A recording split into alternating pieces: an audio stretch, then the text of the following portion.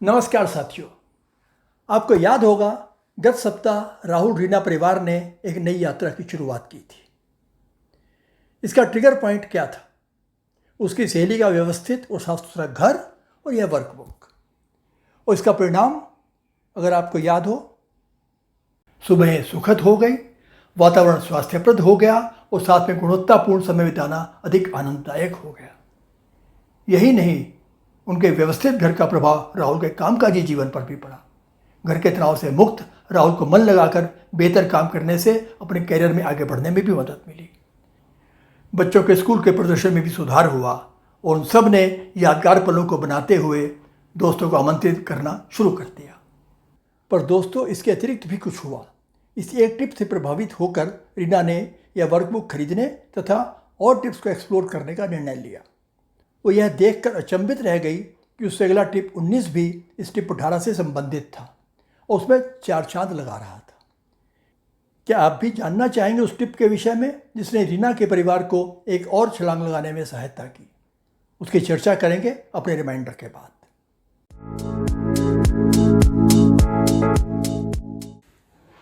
इस वीडियो को देखने के बाद आपको जाना होगा अपने नियमित टेम्पलेट पर। यदि आपने वो टेम्पलेट अभी तक डाउनलोड नहीं किया है तो नीचे डिस्क्रिप्शन में दिए गए लिंक से डाउनलोड कर लें, या वैसा ही चार्ट प्लेन पेपर पर या अपनी नोटबुक में ड्रॉ कर लें, जैसे भी ठीक लगे। पर आपकी यह यात्रा शुभ और सफल हो, इसके लिए यह एक आवश्यक कदम है। तो इस वीडियो को देखने के बाद आप करेंगे कुछ आत्मचिंतन, सेल्फ रिफ्लेक्शन, और आज की टिप पर आपकी अपनी क्या सोच है, आपकी क्या राय है, वो इस चार्ट में लिखना है ताकि आप आगे का प्लान बना सकें। प्लान में आपने टिप से आगे बढ़ते हुए उसे अपने एक्शन स्टेप्स में कन्वर्ट करना है। यह समझना भी आवश्यक है कि टिप तो एक होगा, परंतु उसके लिए उठाए गए कदम बहुत से हो सकते हैं। आपके लिए क्या उपयुक्त होगा, यह निर्णय केवल आप ही कर सकते हैं।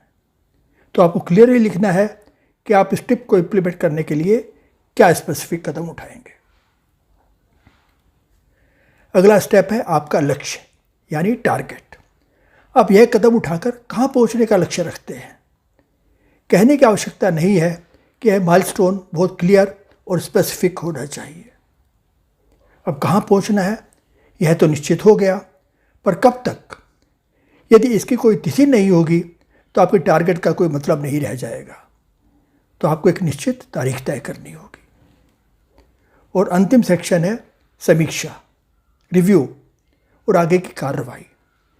यह आपको भी नहीं भरना है। आप कुछ समय बाद यहाँ पर वापस आएंगे अपनी प्रगति देखने के लिए, और जब आप अपना टारगेट अचीव भी कर लेंगे तो भी यह आवश्यक नहीं है कि यात्रा के चरण का अंत हो गया, जब तक आप स्वयं ऐसा निर्णय ना लें। या आप डिसाइड करेंगे कि आपको कोई आगे नया टारगेट, बड़ा टारगेट लेना है या इसे यहीं क्लोज कर देना है।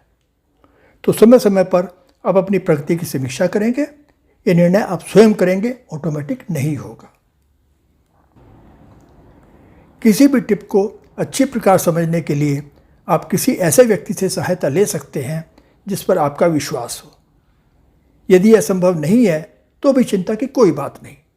अपने प्रश्न, अपनी शंकाएं वीडियो के नीचे कमेंट सेक्शन में जाकर लिखिए निसंकोच। आप सभी के प्रश्नों का उत्तर देने की पूरी कोशिश की जाएगी। और यदि आपको लगता है कि कोई टिप आपके लिए एप्लीकेबल नहीं है, या आप उस पर कोई विशेष योजना, कोई स्पेसिफिक प्लान बनाने की स्थिति में नहीं हैं, तो बस पहला सेक्शन, इस टिप पर मेरी समझ और विचार में अपने विचार भरें और आगे बढ़ जाएं। क्योंकि हो सकता है यह टिप आपके लिए आज प्रासंगिक ना हो, परंतु भविष्य के गर्त में क्या छिपा है यह तो कोई नहीं जानता।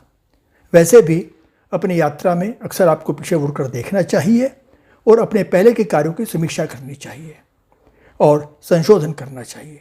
इसलिए ज़रूरी है कि प्रति सप्ताह कम से कम अपनी समझ और विचारों को रिकॉर्ड करके ही आप आगे बढ़ें।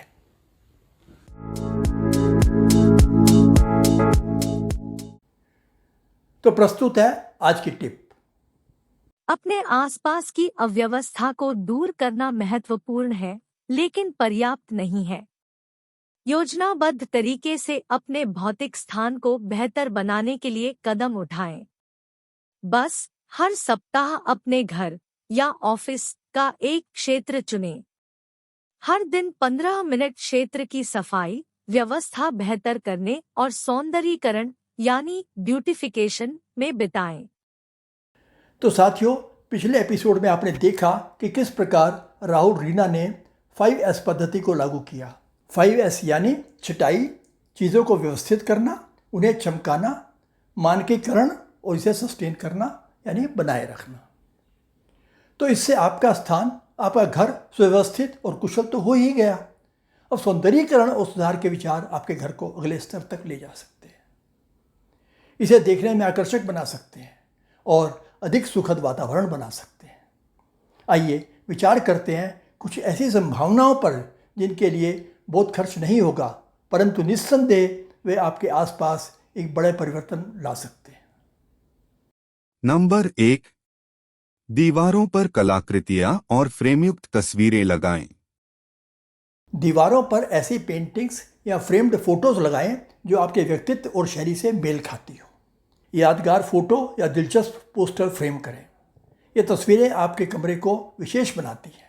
इनमें आपकी पसंद, आपकी सोच, आपका व्यक्तित्व झलकता है।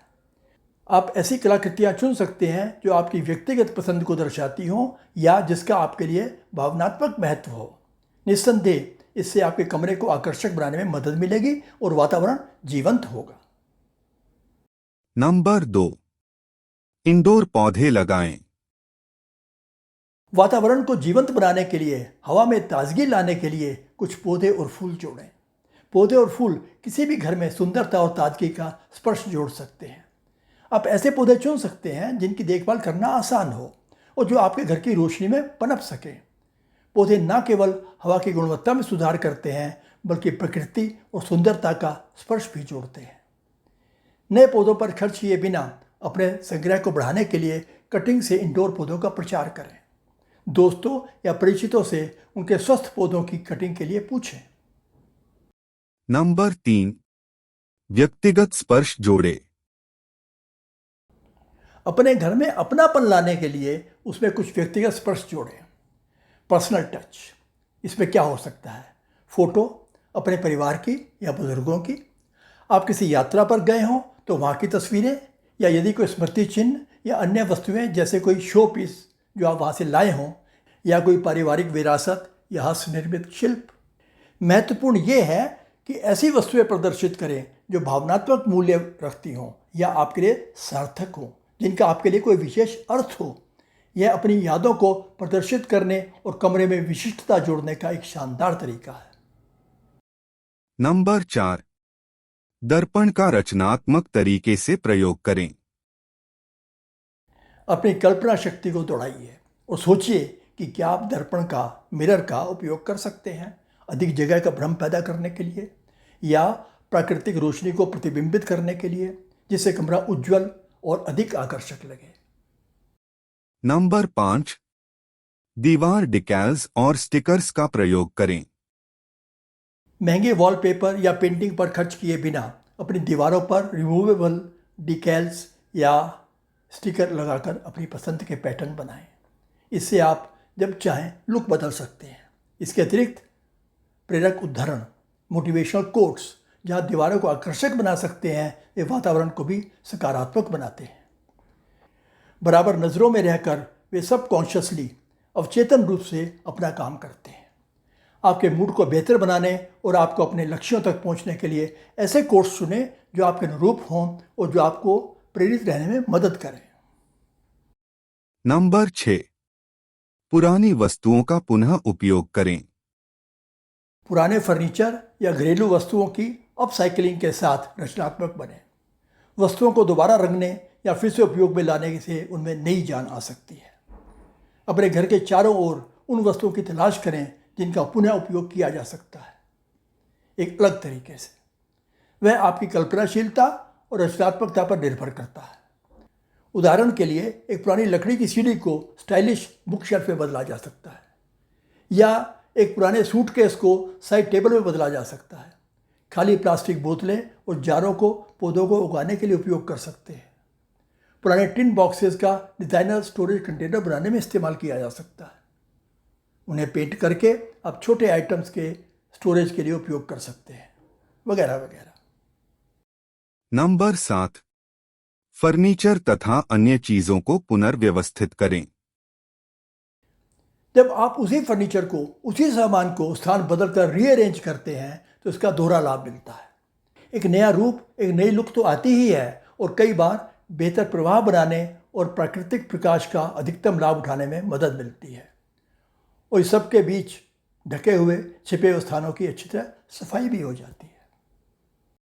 और नंबर 8, सजावट के लिए प्रकृति से प्रेरणा लें। यदि आप आंखें खुली रखें और अपनी दृष्टि को पैना करें तो आपको प्रकृति में अपार संभावनाएं नजर आएंगी। उनमें से कुछ की बात कर लेते हैं। पाइन कोन, जिसे देवदार शंकु भी कहते हैं, इनको आप सजावट के लिए काम में ला सकते हैं। किसी कांच के कटोरे में सजाकर या उनकी माला बनाकर अधिक रंगीन प्रदर्शन के लिए उन्हें पेंट भी कर सकते हैं। पत्थर एक और ऐसी प्राकृतिक सामग्री है जो आपके घर में सुंदरता का स्पर्श जोड़ सकते हैं। चिकने पत्थरों और कंकड़ों का उपयोग विभिन्न तरीकों से किया जा सकता है। चमकदार पत्थर फूलदान वगैरह में भरकर आपके घर में प्रयोग किया जा सकता है। अनोखा लुक बनाने के लिए आप विभिन्न प्रकार के रंगों और आकारों का उपयोग कर सकते हैं। सीपियाँ आपके घर को सजाने का एक अन्य अनोखा तरीका है। इन्हें भी आप पत्थरों की तरह फूलदान वगैरह में लगा सकते हैं। सीपियों का उपयोग शानदार टेबल सेंटरपीस बनाने के लिए भी किया जा सकता है। आप उन्हें एक कटोरे में, ट्रे में या अन्य कंटेनर में व्यवस्थित कर सकते हैं और अधिक सुंदर बनाने के लिए आप फूल, मोमबत्तियां या अन्य तत्व भी जोड़ सकते हैं। आप उनका उपयोग सुंदर माला या अन्य आभूषण बनाने के लिए भी कर सकते हैं। विंड चाइम बनाने के लिए भी कर सकते हैं। पेंटिंग में कर सकते हैं। जब घर की सजावट में सीपियों का उपयोग करने की बात आती है तो कोई सख्त नियम नहीं है। तो आनंद लें और देखें कि आप क्या क्या बना सकते हैं। पंख आपके घर में प्रकृति का स्पर्श जोड़ने के लिए एक सुंदर और नाजुक तरीका है। शानदार दीवार पर लटकने वाली चीज़ें बनाने के लिए पंखों को विभिन्न तरीकों से व्यवस्थित किया जा सकता है। आप इन्हें फूलदान में भी सजा सकते हैं। विभिन्न रंगों और आकारों को मिलाकर भी मैचिंग कर सकते हैं। एक और आइडिया, प्राकृतिक सामग्रियों से बनी बुनी हुई टोकरियों का उपयोग करें या उन्हें सजावटी लहजे के रूप में दीवारों पर लटकाएं।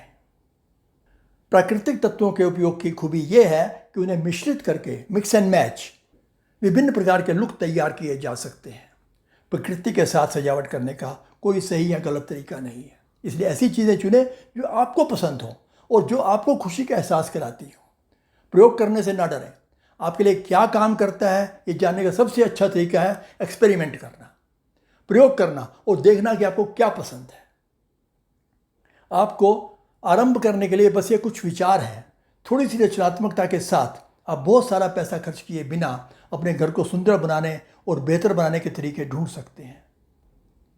इन विचारों को लागू करके आप एक ऐसा घर बना सकते हैं जो सुंदर और सुरक्षित दोनों हो। इससे आपको अपने जीवन की गुणवत्ता में सुधार करने में मदद मिलेगी और आपका घर रहने के लिए अधिक आनंददायक स्थान बन जाएगा। दोस्तों, याद रखें कि सौंदर्यीकरण एक व्यक्तिगत प्रक्रिया है, इसलिए ऐसी वस्तुएं चुनें जो आपकी व्यक्तिगत शैली को दर्शाती हो और इसके लिए आपकी प्राथमिकताएं और शैली आपका मार्गदर्शन करेगी। एक ऐसी जगह बनाने पर ध्यान केंद्रित करें जो आपको खुशी दे और एक ऐसा आरामदायक और देखने में आकर्षक वातावरण बनाए जो आपके व्यक्तित्व और दृष्टिकोण के अनुरूप हो। इसी बात को सिसिलिया अहर्न ने चंद शब्दों में कितनी खूबसूरती से कहा है। I have learned that home is not a place, it's a feeling. मैंने सीखा है कि घर एक जगह नहीं है, यह एक एहसास है। आइए इस एहसास को बेहतर बनाएं, अपनी कल्पना और सृजनशीलता को खुला उड़ने दें और निश्चित ही आपके दिमाग में और नए आइडियाज़ आएंगे। नीचे कमेंट्स में लिखकर साझा करें और हम सब मिलकर चलें शिखर की ओर। साथियों, आपसे अनुरोध है कि इस वीडियो को लाइक करें, अधिक से अधिक शेयर करें और चैनल को सब्सक्राइब अवश्य करें। तो अगले शनिवार तक के लिए नमस्कार।